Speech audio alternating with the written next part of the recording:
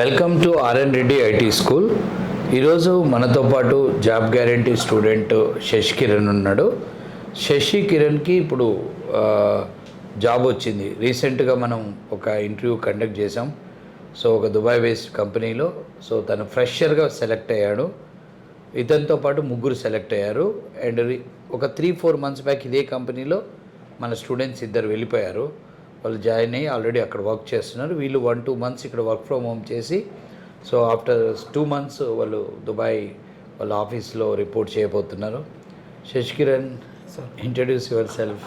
Okay sir, my name is K.R. Shishkiran. I am from Gadwal district. I have completed my degree in 2021 from Silver Jubilee Government College, BSc Web Technology. Yes sir. So మీది hometown? Aija sir. Okay. So ఇప్పుడు ఈ course నేర్చుకున్నావు కదా. Yes sir. So నీది degree ఎప్పుడైపోయింది? 2021 sir. 21. మా దగ్గర ఇప్పుడు 21 అంటే 3 years గ్యాప్ వచ్చింది. Yes sir. ఏం చేసావు? SI కానిస్టేబుల్ ప్రిపేర్ అయ్యాను sir. Okay, government job. Government job. అక్కడేనా? ఎక్కడ కోచింగ్? ఎక్కడ? కాకినాడ సార్. కాకినాడ శామ్. ఫస్ట్ కానిస్టేబుల్ ఎస్ఐయా? అంటే రెండు ఒకటి సార్ రాసింది సార్. రెండు రాసావా? ఎందుకంటే పోలీస్ అవ్వాలని Yes sir. ఉండేనా? Yes sir, ఉండే సార్. అంటే అంతకుముందు స్కూల్ అప్పుడు ఎన్సీసీ అన్నా? డిగ్రీలో NCC B certificate, C certificate రెండు ఉన్నాయి సార్. ఉన్నది. Yes sir. సో అటెంప్ట్ ఎన్ని చేసావు constable? Only one sir. SI? Only one sir. So ఏమైంది రిజల్ట్? అంటే కానిస్టేబుల్ 5 marks వెళ్ళింది. ఎస్ఐ అయితే రాలేదు సార్. ఓకే, పోలీస్ కాలేకపోయావు, సాఫ్ట్వేర్ ఇంజనీర్ అయ్యావు. Yes sir. సో తర్వాత 3 years అయిపోయింది. Yes. ఐటీ వైపు ఎందుకు వద్దామని ఐడియా? ఐటీ అంటే బీఎస్సీ వెబ్ టెక్నాలజీస్ అంటే ఖచ్చితంగా ఐటీ ప్లాన్ ఉంటుంది. అప్పుడే ఎందుకు రాలే ఐటీ వైపు? ఫస్ట్ అయితే నాకు ఈ గోల్ ఉండే సార్, ఖచ్చితంగా ఏదో పోలీస్ జాబ్ చేయాలని. ఈ తర్వాత ఇది మళ్ళీ 5 years ఆగి దానికి ప్రిపేర్ అయ్యి అనే లోపు టైం వేస్ట్ అవుతుంది.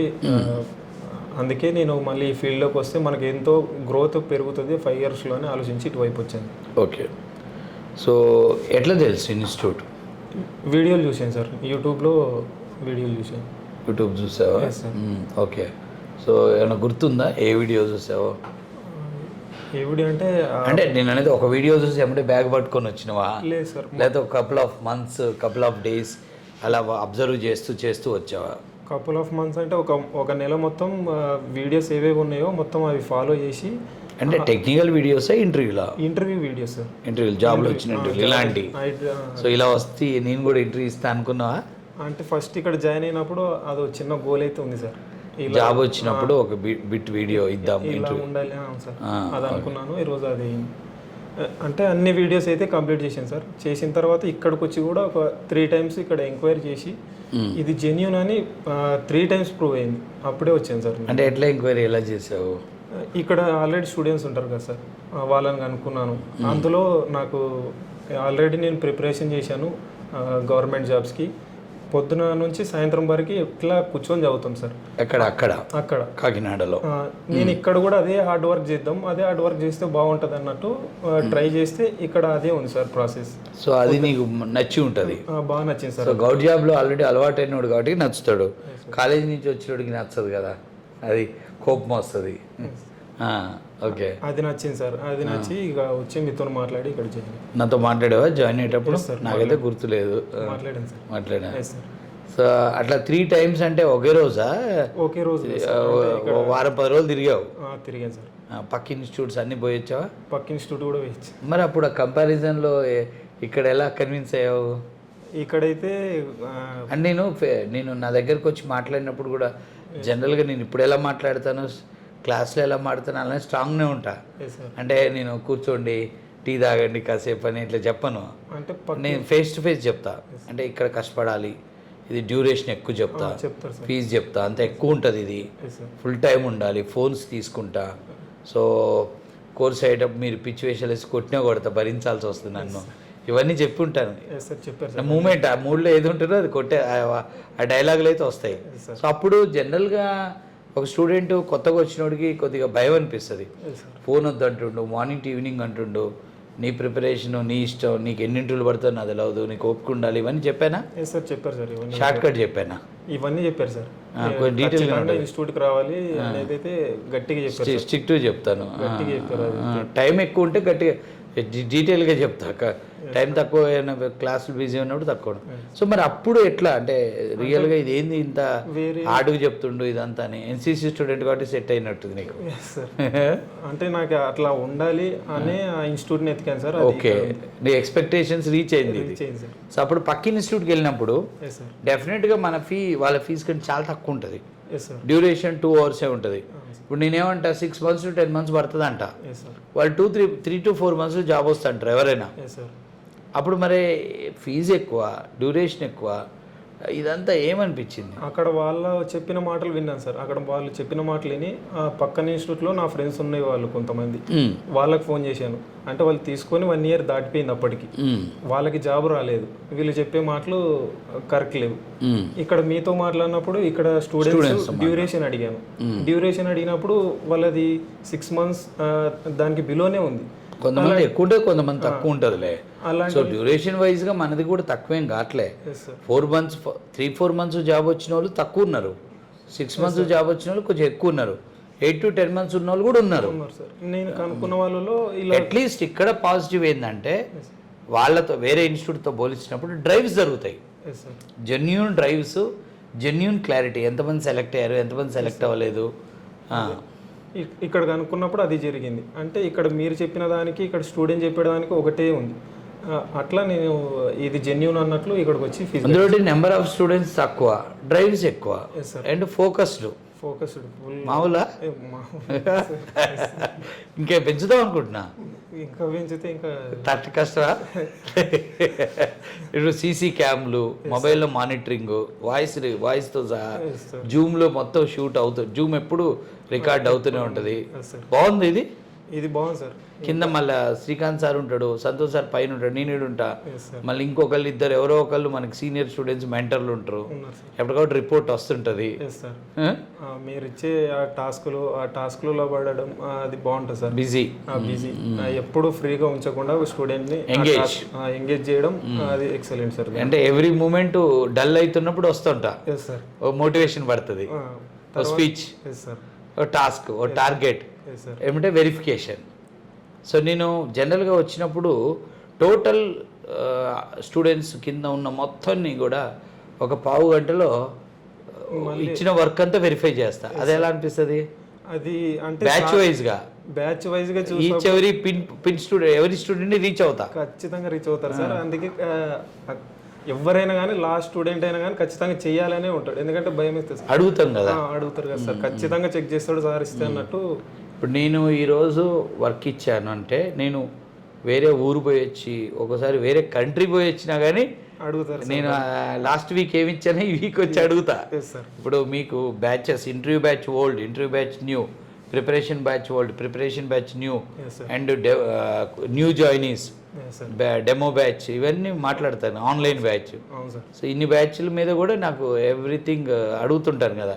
అది మీకు అంటే అది అడగటం వల్ల ఆ టార్గెట్ని అంటే ఫోకస్ని డైవర్ట్ అవ్వకుండా ఉంటారా స్టూడెంట్? ఖచ్చితంగా ఉంటాం సార్. అది ఖచ్చితంగా అది కంప్లీట్ చేసేంత వరకు, లేదంటే మళ్ళీ సార్ వచ్చి అడుగుతాడు అన్నట్లు. ఇప్పుడు మీకు రాపిస్తాను, మీరు ఇంటర్వ్యూ బ్యాచ్ ఈ so and so 3 machine test ప్రోగ్రాములు చేయండి. సో ప్రిపరేషన్ బ్యాచ్ మీరు సో అండ్ సో ఈ 20 లాజికల్ ప్రోగ్రామ్స్ ట్రై చేయండి. సో ఒక ప్రిపరేషన్ బ్యాచ్కి మీరు ఈ ఊప్స్లో ఈ 50 క్వశ్చన్ నాకు కంప్లీట్ చేయాలి, లేదా ఈ టాపిక్ కంప్లీట్ చేయండి, దీని మీద టెస్ట్ పెడతాను, దీని మీద మెషిన్ టెస్ట్ ఉంటుంది అని ఇస్తుంటాను. ఇచ్చి మళ్ళీ XY చేయండి, లేదంటే ఇది చేయండి, ఇచ్చి మళ్ళీ నెక్స్ట్ డే అది ఖచ్చితంగా అడగటం అయితే ఉంటుంది. ఖచ్చితంగా ఎక్కడ ఏమి ఇచ్చానో అదే అడుగుతాను. అప్పుడు ఏమనుకుంటారు, ఒక బ్యాచ్ కాదు కదా, 8 batches 7-8 batchesని అడుగుతాను నేను. మళ్ళీ అది ఎక్కువసేపు ఉండదు అడుగుడు కూడా, మొత్తం 15-20 minutesలో మొత్తం క్లోజ్ అవుతుంది. అంటే సార్ వచ్చిన ఒక 15 నిమిషాలకైనా చూసేస్తాడని భయంతోనే చేస్తాం సార్. చేస్తారు కదా. అది యాక్చువల్గా ప్రతి ఒక్కడికి ఒక నడిపించేవాడు కావాలి. అది ఎవరికైనా, అంటే ఎవరు సెల్ఫ్గా ట్రావెల్ చేయలేరు, ఏదో ఒక పీరియడ్ వరకు. ఒక రెస్పాన్సిబిలిటీ పొజిషన్కి వచ్చినప్పుడు ఎవరైనా ట్రావెల్ చేస్తారు. ఇప్పుడు మీరు రేపు జాబ్లోకి వెళ్తారు, మీరు జాబ్లోకి వెళ్ళినాక రెస్పాన్సిబిలిటీ పొజిషన్లో 50% మీరు ట్రావెల్ చేస్తారు, ఇంకో 50% మీ మేనేజరు మిమ్మల్ని నడిపిస్తారు. అక్కడ రెస్పాన్సిబిలిటీ. ఇప్పుడు ఇది రెస్పాన్సిబిలిటీ ప్లేస్ కాదు ఇది. ఇది మీరు అంటే ఒక లెర్నింగ్ సెంటర్కి వచ్చినప్పుడు మీకు తెలియదు ట్రావెల్ ఎట్లా చేయాలి. మీరు ఖచ్చితంగా ఇక్కడ ఉన్న ఫ్యాకల్టీసు నేను అందరం కూడా మిమ్మల్ని టార్గెటెడ్గా ఫోకస్డ్గా వర్క్ చేయించాలి. సార్ ఇప్పుడు రీసెంట్గా చూసావు 2 months బ్యాక్ జాయిన్ అయిన 3 months బ్యాక్ జాయిన్ అయిన వాళ్ళు they are already covered ADO.net. Sir fastly complete. నీ ముందు నువ్వు రిటర్న్ బ్యాక్ అయ్యావు. నువ్వు మధ్యలో ఎన్ని రోజులు గ్యాప్ ఇచ్చావు? 2 months సార్. రీజన్ అంటే ఫైనాన్షియల్. ఓకే, సో అప్పుడు రిటర్న్ వచ్చాక ఆ టైంలో ఒక 1 month నువ్వు షాక్ అయ్యావు. Yes sir. వాళ్ళు జాయిన్ అయిన 10 రోజుల్లో ADO ప్రోగ్రామ్ రాయించా. సార్ 1 monthలో డ్రాప్ డౌన్ లిస్టులు గ్రిడ్ కస్టమైజేషన్కి వెళ్ళదు అంటే స్టైల్ మార్చా. సార్ మీ స్టార్టింగ్ మీ జాయిన్ అయినప్పుడు ఏం చేసావంటే మాడ్యూల్ వైజ్కి వెళ్ళా. సార్ సో అక్కడ నాకు ఏమనిపించింది అంటే C# అంతా నేర్చుకున్నాక ASP అన్నప్పుడు వెబ్ చూడండి వీనికి కిక్కు రాదు, సార్ డేటాబేస్ చూడండి కిక్కు రాదు. ఇప్పుడు అది చూడకుండానే వీడు డైవర్ట్ అవుతాడు, డ్రాప్. అందుకని ఏం చేస్తున్నానంటే first basic C# minimum logics రాశాడు, అయిపోయింది. నెక్స్ట్ ఇమీడియట్గా వెబ్ పేజ్ ఒకటి రాపిస్తా, ASPలో బేసిక్స్. నెక్స్ట్ ADO బేసిక్స్ తీసుకు మళ్ళా SQL. ఇది ఎలా ఉంది? జస్ట్ 3 monthsలో they almost covered 80 to 90% of the syllabus. వాళ్ళు ఇప్పుడు ఇంటర్వ్యూస్కి రెడీగా ఉన్నారు. 3rd month. అంటే మా ప్రిపరేషన్ మోడల్లో కొంచెం టైం ఎక్కువ పట్టింది. అదేమో కొంచెం ట్రెడిషనల్గా వెళ్ళా, ఇక్కడ కొంచెం అడ్వాన్స్డ్కి వెళ్ళా, ప్రయోగాత్మకంగా వెళ్ళా. నాకు కూడా తెలియదు అది క్లిక్ అవుద్దని, అంటే ఎక్కడ కన్ఫ్యూజ్ అవుతారేమో అది ఇదని భయపడ్డా. సో అది లేదు, మనం అక్కడ చాలా కేరింగ్ తీసుకొని ఇక్కడ వరకు ఇది చేయండి, ఈ టాస్క్ చేయండి అయిపోద్ది అనగానే వాళ్ళు కూడా చాలా ఎనర్జెటిక్ వెళ్ళారు. నువ్వు చూసావు అందులో ఎక్కువ గర్ల్స్ అసలు ఫటాఫట్ ఆడిచ్చేసారు. So almost they are ready. ఆ బ్యాచ్లో కొంతమందిని రేపు మనం జన్వర్క్ షార్ట్ లిస్ట్ చేసాం. జన్వర్క్ కంపెనీకి ట్యూస్డే ఉంది 2nd batch. వేరే స్టూడెంట్స్ లేక వాళ్ళని పంపిస్తున్నాం. ఇప్పుడు వాళ్ళకి ఆఫర్స్ వచ్చినా ఆశ్చర్యం లేదు. 3rd month వాళ్ళు జాయిన్ అయ్యి. సో ఎలా అంటే ఓవరాల్గా ఈ యొక్క జర్నీలో సో నీకు ఏమనిపించింది అంటే సెమినారు, ఈ యాక్టివిటీస్ ఇవన్నీ ఎట్లా అనిపించింది? మెయిన్గా సెమినార్ అంటే నా బ్యాక్గ్రౌండ్కి నేను ఇప్పుడు దాకా మాట్లాడింది లేదు సార్. అంటే స్టేజ్లో మైక్ పట్టుకొని నేను ఫస్ట్ వచ్చిన ఒక 1 week దాకా నర్వస్లోనే ఉన్నా. మైక్ తీసుకొని మాట్లాడడం అది ఇది ఫస్ట్ నర్వస్ అయింది. ఆ తర్వాత బాగా అలవాటు అయింది. ఆ సెమినార్ వల్లే నేను ఇంటర్వ్యూ కూడా మంచిగా క్లియర్ చేయడం. అంటే తెలుగు మీడియం బ్యాక్గ్రౌండ్ ఉందా ఏమన్నా? లేదు సార్, ఇంగ్లీష్ మీడియమే. కాకపోతే మా డిగ్రీలో ఇలాంటివి చేపారు. అంటే ఎక్కడ అకాడమిక్లో ఇవన్నీ ఉంటే సూపర్ లేదని అద్భుతాలు సృష్టించవచ్చు. ఒక ఇంజనీరింగ్ కాలేజీలో మనం మెథడాలజీస్ కనుక ఫస్ట్ ఇయర్ నుంచి ఇంప్లిమెంట్ చేస్తే స్టూడెంట్స్ బాగా తయారవుతారా? ఎస్ సార్, ఖచ్చితంగా. ఫస్ట్ ఇయర్ నుంచే మొత్తం ఈ ఇంప్లిమెంట్ చేస్తే ఒక లెవెల్ అవుతాడు కదా స్టూడెంట్. 4 years అద్భుతాలు చేయించవచ్చు. ప్రతి లాంగ్వేజ్ మీద ప్రాజెక్టులు ఇవన్నీ చేపించచ్చు. సో ప్రాజెక్ట్ చేసావా?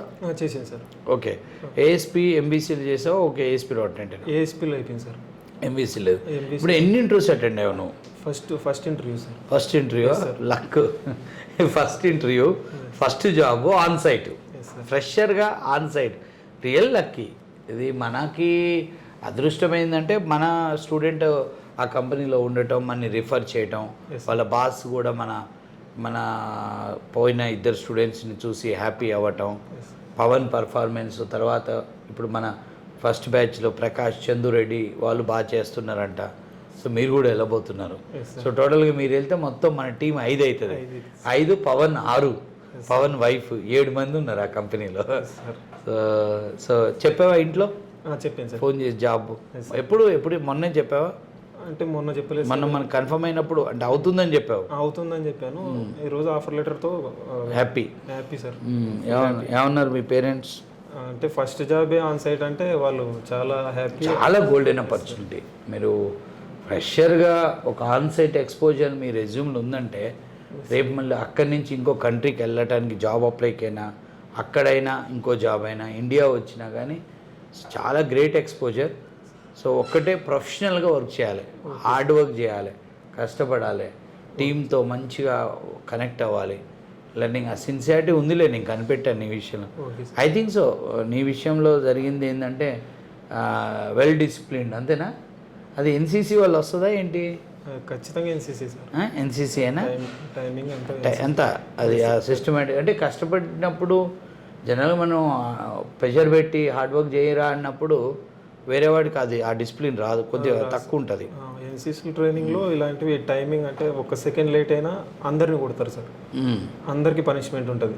అట్లా ఒకరిని కొట్టకూడదు అంటే అందరం ఒకటేసారి really unity and discipline sir. NCC మోటోనే యూనిటీ అండ్ డిసిప్లిన్. ఏది చేసినా అందరూ యూనిటీగానే చేయాలి. ఒక్కడు బీఎడ్ కొంచెం నీట్గా చేసుకోకుండా అందరికి పనిష్మెంట్ ఉంటుంది. కాబట్టి అందరం బీఎడ్ సెలెక్ట్ చేసుకొని అందరం ఒకటే టైంకి ఫాలోయింగ్ అవ్వాలి. అక్కడ టైమింగ్ సెన్స్ బాగుంది. Okay, so you are going for Dubai for first job with your batchmates 3 and మీ సీనియర్లు కూడా అక్కడ ఉన్నారు, అందరు కలిసి పని చేయబోతున్నారు. Okay, all the very best. Thank you sir.